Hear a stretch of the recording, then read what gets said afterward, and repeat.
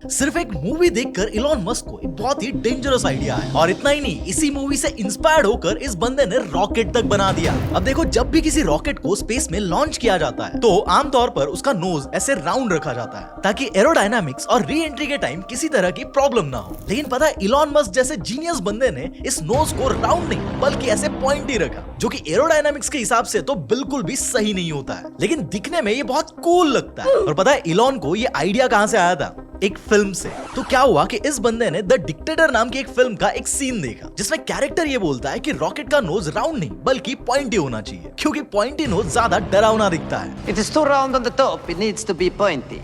Round is not scary, pointy is scary.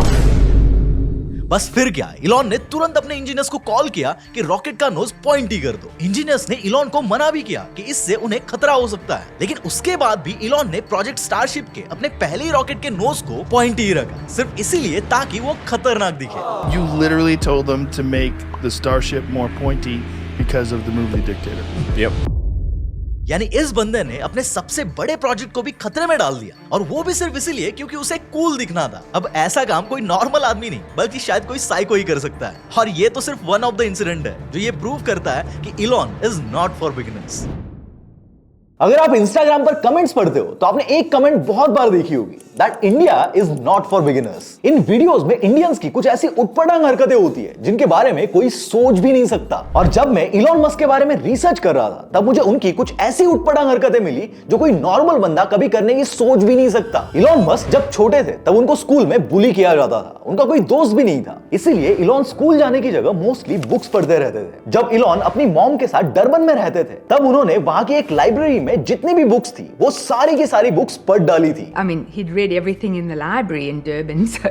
एक बार Elon और उनकी बहन एक साथ बैठे थे और उसकी बहन उनसे कहती है कि मून हमसे 10 लाख माइल्स दूर है, लेकिन इलॉन जो उस वक्त 10 से 11 साल के रहे होंगे वो कहते हैं कि मून 10 लाख माइल्स नहीं बल्कि 2,39,000 माइल्स दूर है। He was that accurate। आप इमेजिन करो कि हमारे इंडिया में जब एक 5 साल का बच्चा स्कूल बस से घर आता है तब उसकी मम्मी उसको गेट से घर तक लाने के लिए भी बाहर जाती है। अब ये मैं आपको क्यों बता रहा हूँ? एक बार क्या हुआ था कि जब इलॉन 5 साल के थे तब उनके एक कजिन की बर्थडे पार्टी थी, लेकिन उसी दिन इलॉन मस्क स्कूल में एक बच्चे से झगड़ा करके आए थे, इसीलिए उनकी मम्मी ने उनको एज अ पनिशमेंट घर पर ही छोड़ दिया और बाकी सब पार्टी में चले गए। अब ये 5 साल का बच्चा क्या करता है देखो, इलॉन ने डिसाइड किया कि वो खुद से ही उस पार्टी में चला जाएगा, लेकिन अब उसके सामने चैलेंज ये था कि उसके कजिन का घर वहां से 2 घंटे के डिस्टेंस पर था, और क्योंकि इलॉन सिर्फ 5 साल का था तो उसके पास ना कोई बाइक और ना ही कोई कार थी। तो गेस करो कि उसने पार्टी में पहुंचने के लिए क्या ऑप्शन चूज किया होगा? इलॉन लिटरली पैदल निकल जाते हैं। वो इतने छोटे थे कि उनको रोड साइंस भी समझ में नहीं आते थे, लेकिन कभी तो एक बार वो अपने कजिन के घर गए थे, तब उन्होंने कार से रास्ता देख लिया था और बस उसी मेमोरी के बेसिस पर वो चलते चलते अपने कजिन के घर पहुंच गए। इलॉन को वहां पर ऐसे अचानक देखकर उनकी मां बहुत डर गई और उस इंसिडेंट के बाद उन्होंने कभी भी इलॉन को ऐसी पनिशमेंट नहीं दी। Elon is not made for beginners, इसका तो ये बस एक ट्रेलर था,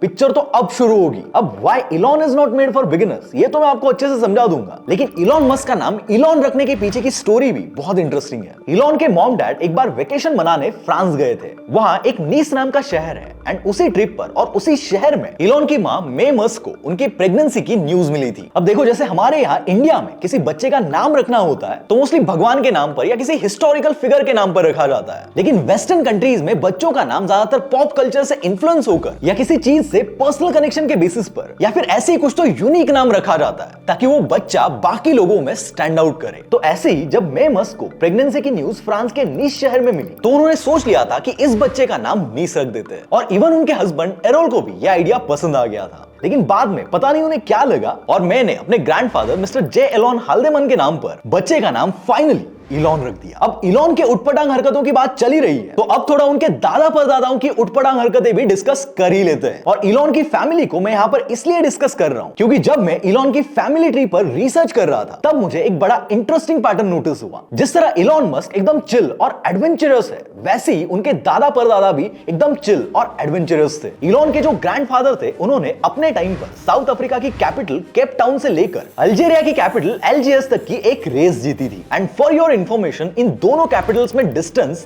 10,000 किलोमीटर से भी ज्यादा है। इलॉन की जो ग्रेट ग्रैंडमदर थी वो कनाडा की फर्स्ट फीमेल कायरोप्रैक्टर थी, और इससे भी ज्यादा इंटरेस्टिंग इलॉन के जो नाना नानी थे वो 1954 में सिंगल इंजन प्रोपेलर प्लेन में साउथ अफ्रीका से ऑस्ट्रेलिया चले गए थे, और ऐसा करने वाले वो पूरी दुनिया के इकलौते लोग थे और है। इंटरेस्टिंगली इस ट्रिप में उनका पिट स्टॉप इंडिया भी था, और तब उन्होंने ताजमहल भी विजिट किया था। इनकी फैमिली की ऐसी हरकतों से Elon is not made for beginners तो छोड़ो, इवन हम ये भी कह सकते हैं कि इलॉन का पूरा खानदान he is not made for beginners. Elon की फैमिली ट्री देखने के बाद पता चलता है कि कहीं ना कहीं इलॉन के फैमिली जीन्स ही इनमें कॉपी पेस्ट हुए हैं, तभी ये बंदा कुछ ना कुछ ऐसी अतरंगी चीजें कर डालता है। कभी कभी वो कोई ऐसा डिसीजन ले लेते हैं जिसके बारे में कभी किसी ने सोचा भी नहीं होगा। जैसे कि जब इलॉन कनाडा के कॉलेज में एडमिशन ले रहे थे तब उनके पास दो ऑप्शंस थे, क्वींस और वाटरलू। अब कोई भी नॉर्मल स्टूडेंट ये डिसीजन लेता कि मैं वहां पर एडमिशन लूंगा जहां पर पढ़ाई ज्यादा अच्छी होती है, लेकिन इलॉन ने वो कॉलेज चूज किया जहां पर लड़कियां ज्यादा थी। लिटरली लड़कियों के लिए इलॉन ने क्वींस में एडमिशन लिया था, क्योंकि इलॉन को लगता था कि प्रोफेसर्स के पास जितना नॉलेज है उतना तो मेरे पास ऑलरेडी है, इसलिए मुझे पढ़ाई की तो जरूरत नहीं है। अब इलॉन की ऐसी हरकतें सुनकर कोई भी हैरान हो जाएगा कि यार ये बंदा सच में जीनियस है या साइको। इवन कई लोगों को आज तक इलॉन के रिलेशनशिप्स के बारे में कोई आइडिया नहीं होगा। अब ध्यान से सुनो।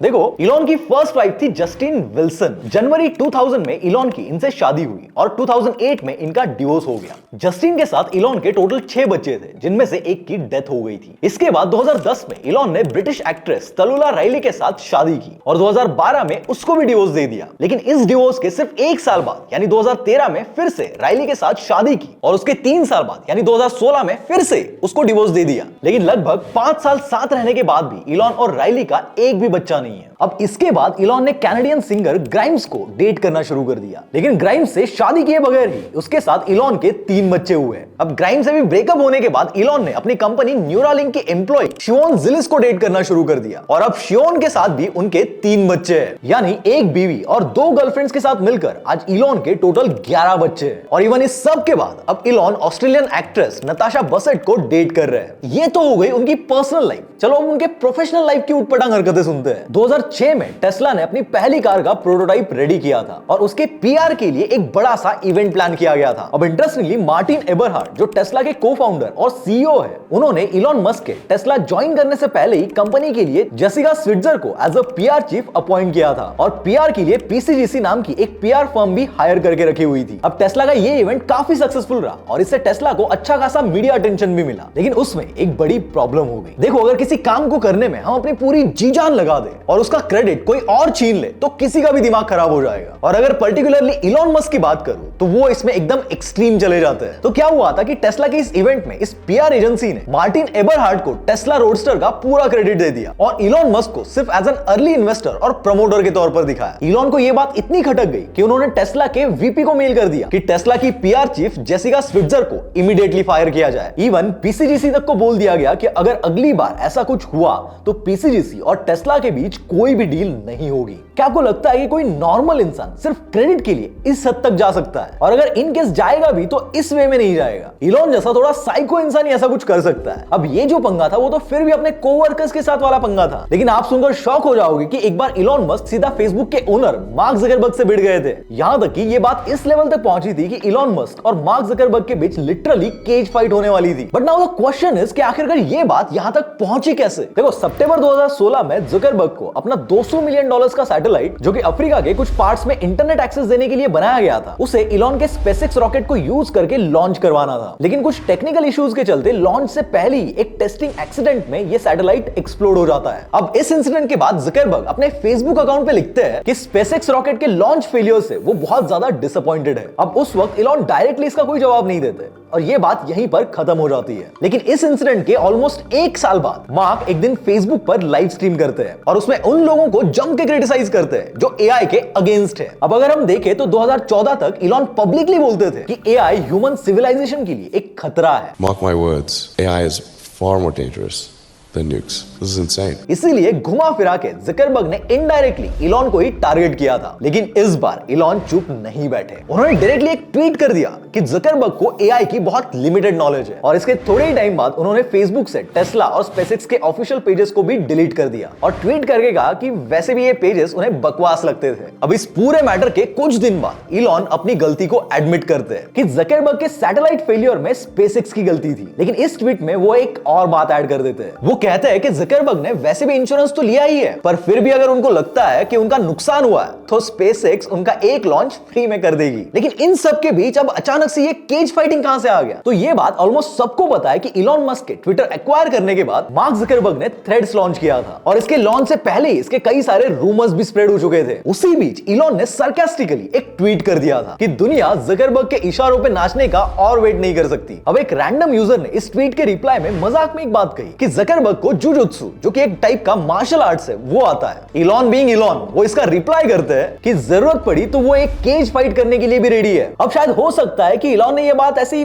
मजाक में कही होगी, लेकिन ज़करबर्ग ने इसे सीरियसली ले लिया और इलॉन के ट्वीट का स्क्रीनशॉट लेकर सीधा अपने इंस्टाग्राम पे डाल दिया और इलॉन से उनकी लोकेशन मांग ली। इवन मोर सरप्राइजिंगली इस पर मस्क टाइम और जगह बता भी देते हैं, और इस तरह दोनों बिलियनियर्स एक केज फाइट के लिए रेडी हो जाते हैं। लेकिन जैसे कि यूजुअली होता है, यहां भी बात लड़ाई तक नहीं आती और दोनों बस बातों के ही शेर बनकर रह जाते हैं, और धीरे धीरे ये मामला ठंडा हो जाता है। लेकिन इन सारे इंसिडेंट से और इलॉन की हरकतों से एक बात तो क्लियर हो जाती है कि सच में Elon is not made for beginners.